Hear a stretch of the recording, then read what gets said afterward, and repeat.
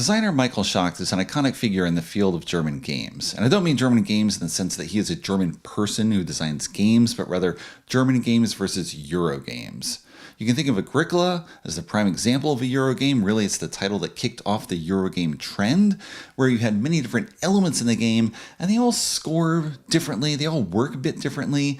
How you improve your house is not the same as how you build fences or breed animals or produce vegetables or get occupations or do improvements. They're all different systems that work a little bit differently, and you have to manage all of them in order to build a farm. German games are much more streamlined and simplified. They often revolve around one idea or one loop that you do repeatedly over the course of the game. And I don't mean that in a dismissive way, but in an appreciative way, because the game system is extremely streamlined. You almost forget about how that works, and instead you're trying to focus on the effects of that more than anything else. More than how to do something, it's what the results of that something is, how it affects other people and affects yourself. Schacht designed a great number of games along these lines. Zularetto is probably his best known, along with Coloretto. It's the same type of system where on a turn, you either draw a card or draw a tile and add it to an offering, or you take that offering and keep those goods. And that's it. Or Hansa, where you have one ship that is sailing around Northern Europe and you all share it as you pick up and deliver goods. Or Web of Power, or China, which is essentially the game system. You're going to get cards. You play cards to put pieces in regions where you're trying to get majorities. That's it. The systems can then be applied to many different maps, which change the flow of the gameplay, the incentives, and how exactly you want to play in different turns. Because there's lots of different China maps that Schacht put online. Hansa's had some expansion boards as well, where all it has to change is the board. That's what changed the system, because you flow the ship in different ways, and there's different choke points, and there's different elements for how you're trying to do things, but it all flows from this simple decision of you moving a ship, paying coins to do so. That's it. So his designs work really well, and they're timeless in the way that it's easy to get into one of his designs, as with Patrician, which was recently republished by Calliope Games in a new edition. This is Patrician Towers of Influence.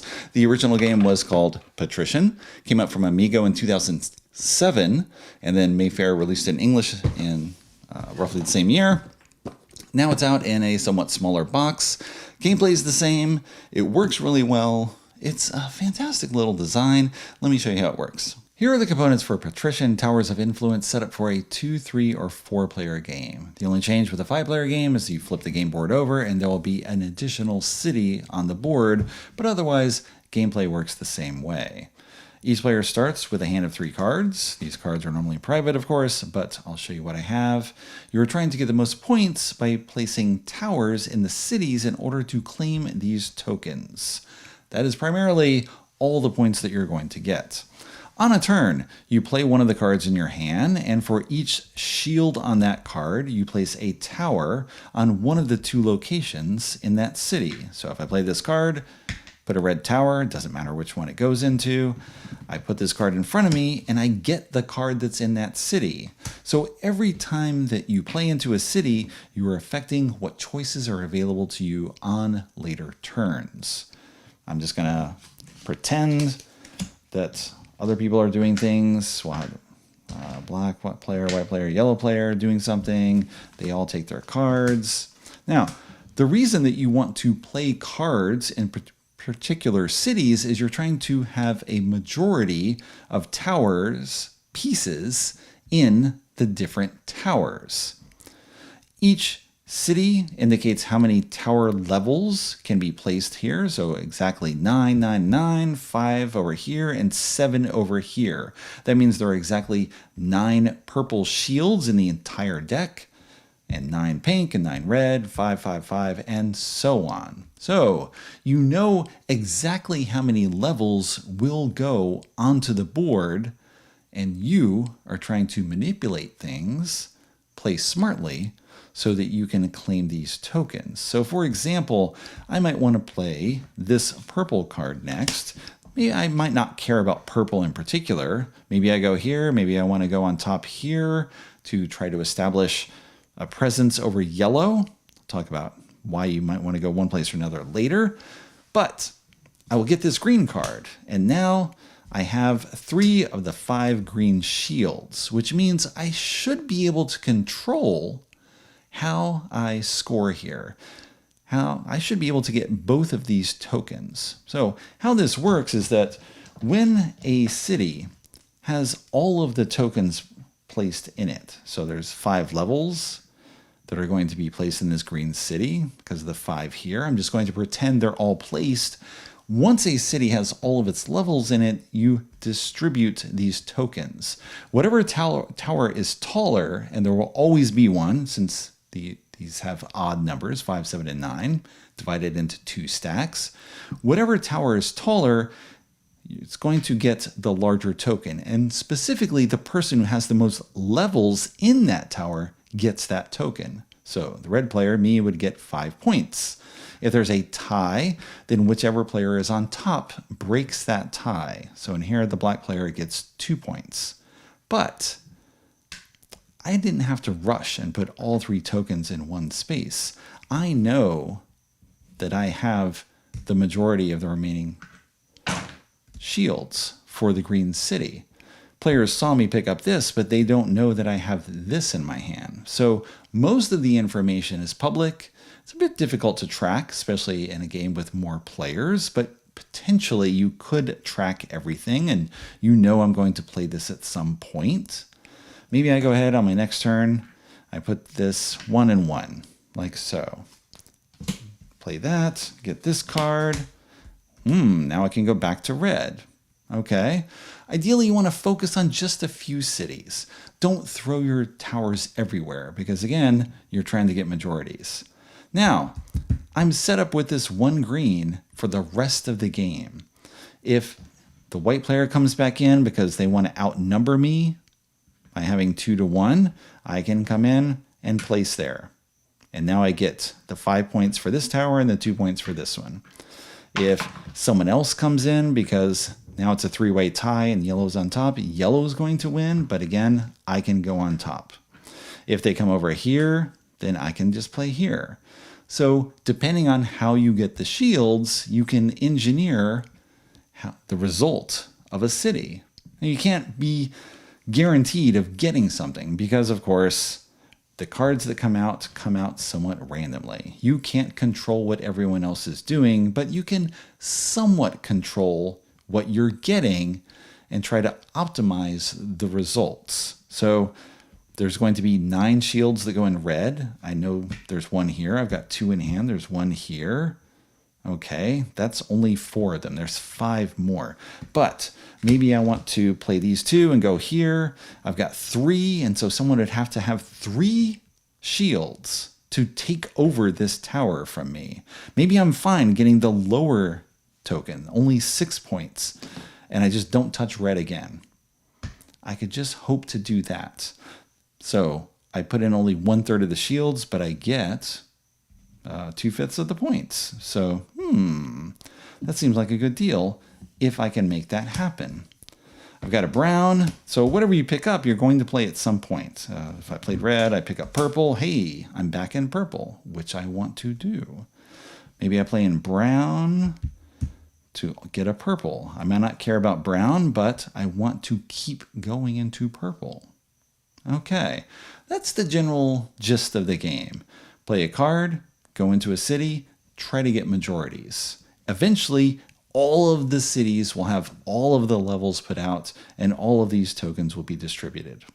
There's a couple of special powers on the cards.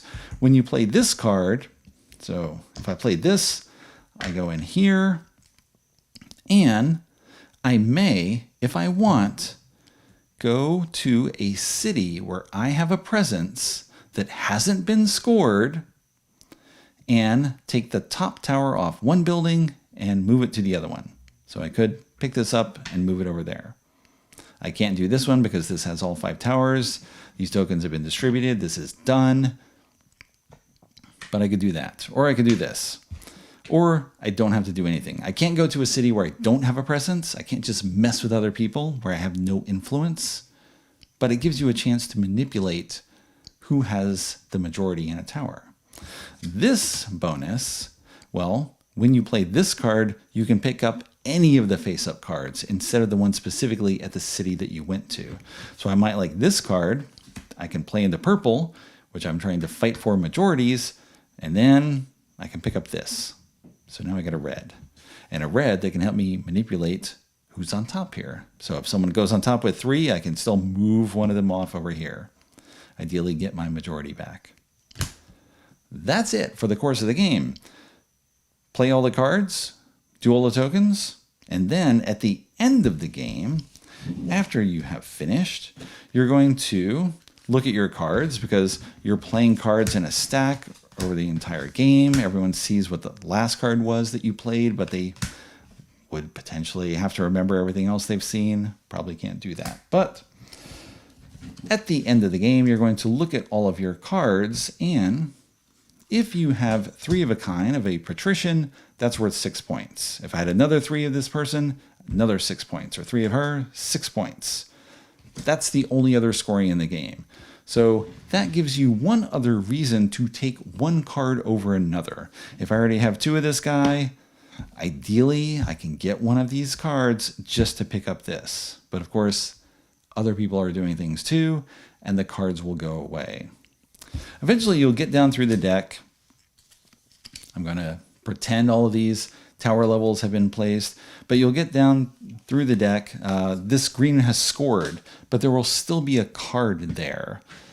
All right, it's just sitting there, and you know that there are 2 shields for this aqua color, well, that are inaccessible right now, unless someone has one of the special grab a card from anywhere icons. There's only a couple of these in the deck, but typically this card will sit here, but eventually the deck runs out.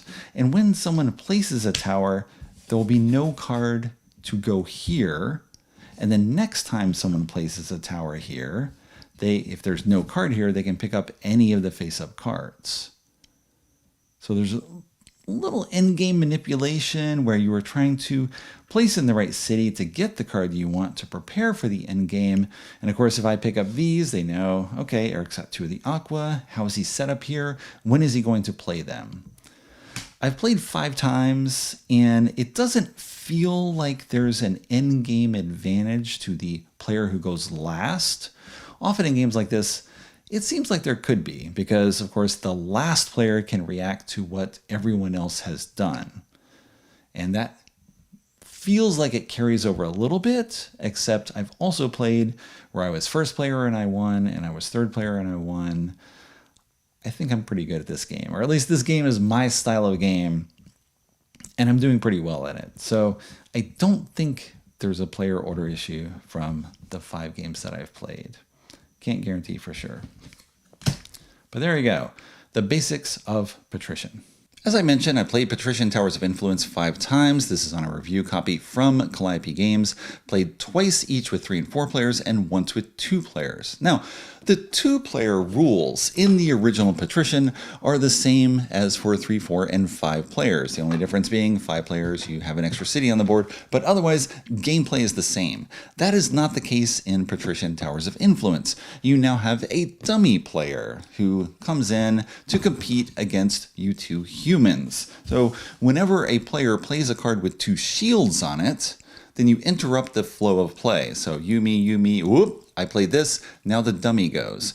You draw a card from the top of the deck, the dummy puts a tower or 2 towers on the board in the appropriate city based on certain rules in the rule book, and then the next player goes, except if the dummy player picks up a card with 2 shields, then it goes again. So it can go multiple times in a row, or not, just depending on the flow of how the cards come out. So it works, and it provides competition between you and another player where it's not just the 2 of you dividing everything up as it would be in the original rules, but adds a bit of competition, a random thing that's happening.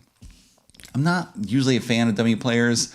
This works okay, but it's not what I would prefer if I were going to play. I think I'd rather go head to head against someone else rather than having the dummy just come in and mess things up from my perspective.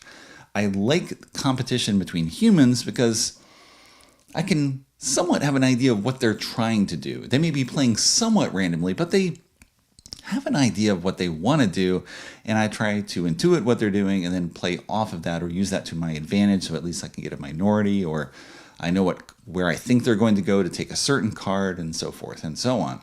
You have something to play off of rather than just a dummy player that's acting randomly. I mean, I get enough of that in life, I think. So I'd rather not have that in the game. I want to compete against humans. Now, what's interesting with Patrician is the gameplay is very reminiscent of an earlier Schacht design, Richelieu.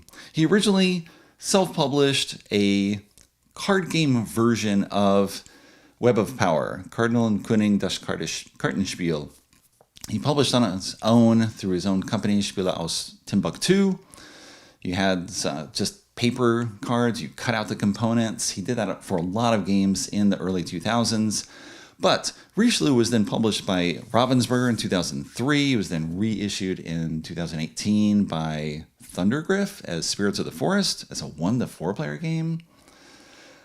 I don't know. Haven't tried that. I love Richelieu though. It's a 2-player game where you have a bunch of tiles that are in multiple colors. I forget how many at this time. It's been a while since I played. You put them out in 4 rows at random, and the cards each have 2 shields on it, or a shield and something else.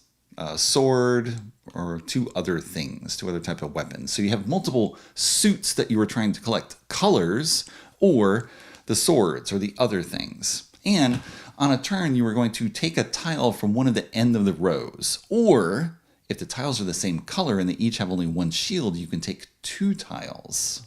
So that's it for the system, other than you can put down blockers to block people from taking a tile. They can throw away one of their blockers to remove yours, but you have a limited number in the game.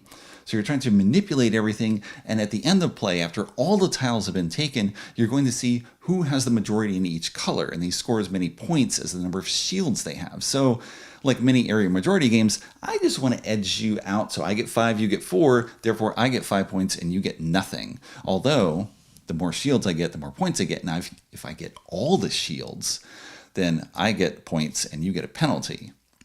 So lots of different things going on in that game. It's very streamlined. You're just drawing from the end rows and that's it.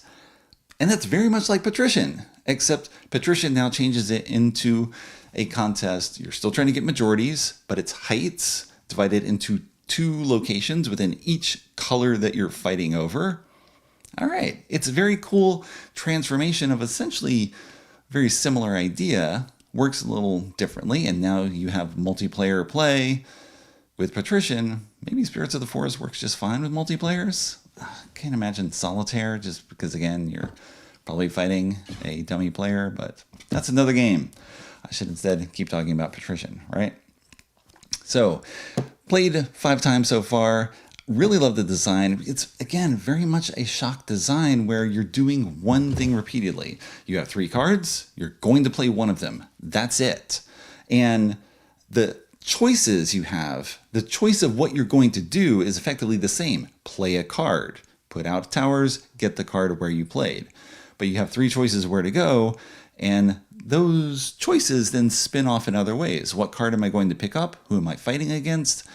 Again, you don't focus on the choice of I'm going to do this one action or this other action that's somewhat different or this other action that's different, and then what are the effects of those that spin out.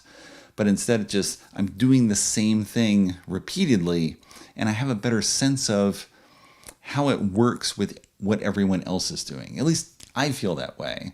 I like rules to essentially be invisible and just drop away, and I don't even have to think about it. And if you're doing the same thing each time, that happens. And instead you can focus on the results of those actions and what everyone else is doing. I really appreciate designs like these. It's good to have Calliope bring this back on the market, although I would avoid the 2-player dummy rule and just play with 2 players. The rules don't mention that option, but of course you can do that. The rules also have 2 expansions in the box. Haven't tried them, probably won't. There's a trade routes expansion. There's something else as well. I like the streamlined version of the game, usually with no extra fuss. I guess it's good that those expansions are there for those who want it, but I typically, again, like that streamlined element where there's not a little extra cruft on it that you have to consider. Maybe someday. Maybe after I get 10 plays, 20 plays, something like that, then bring in other elements as a switch. But often I'm just teaching new people the games all the time, and so I want the most streamlined version possible, just to focus on that core interaction, that core gameplay. So it's there if you want it, but I don't want it, at least not yet. Only other element to mention, interesting to see how this became something that's essentially 2/3 the size. It's kind of neat. How they do that? Well, the original Patrician had the 4-fold board, sort of standard. I can't even unfold it because I'm unfolding it from the wrong side. So here you go. Standard board. Here's the 5-player side with the orange city. All right. And Patrician, Towers of Influence, instead goes with a 6-fold board. So it goes down to a much smaller size. Somewhat different when you unfold the board, but literally it doesn't matter because all you care about is cities, where you're putting the tower pieces and all that. But if you look in the original box, you see this half is full of wooden pieces and this half is nearly empty. Yes. There's no reason for all this extra space. So drop it down to this. You lose the beautiful cover artwork, which is a shame, but maybe I'll cut off this cover and put it on here. Prefer one over the other. Make the games the way you like them.